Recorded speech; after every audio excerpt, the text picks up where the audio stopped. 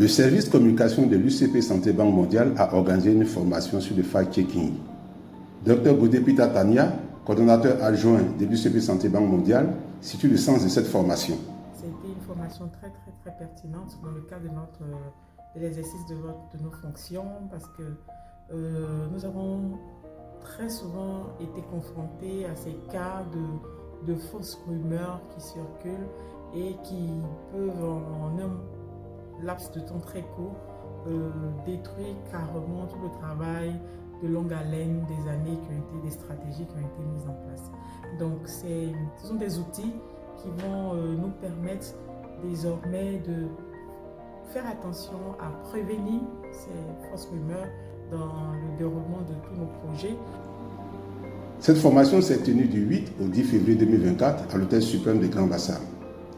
Le formateur Diedry Anderson, journaliste formateur en fact-checking, présente l'objectif de la formation et explique en quoi elle consiste. Cette formation est faite par SAMHSA Africa à la demande de l'unité de coordination des projets santé de la Banque mondiale. L'objectif, c'est de pouvoir permettre aux participants de connaître un peu c'est quoi les fake news et comment lutter efficacement contre ces informations qui circulent de plus en plus et qui vont créer effectivement beaucoup de problèmes, notamment si on se met sur le volet de la question de santé, effectivement ça va entraver l'action sanitaire par exemple. On l'a vu un peu sur la Covid par exemple, quand les informations fausses circulent, par exemple ce vaccin il ne faut pas le prendre parce que ça va créer des effets négatifs sur les populations vont être réticentes à prendre ces vaccins et donc finalement l'action qui est prévue, c'est-à-dire de contenir la maladie, la Covid-19 ne peut pas marcher. L'unité de communication du STAS, le secrétariat technique d'achat stratégique en santé, a recueilli les avis de quelques participants. Alors cette formation sur le fact-checking, c'est une formation je pense qui est importante pour tout le monde.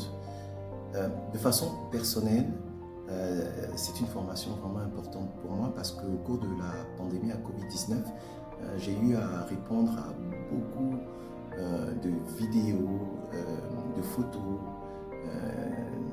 des photomontages, etc.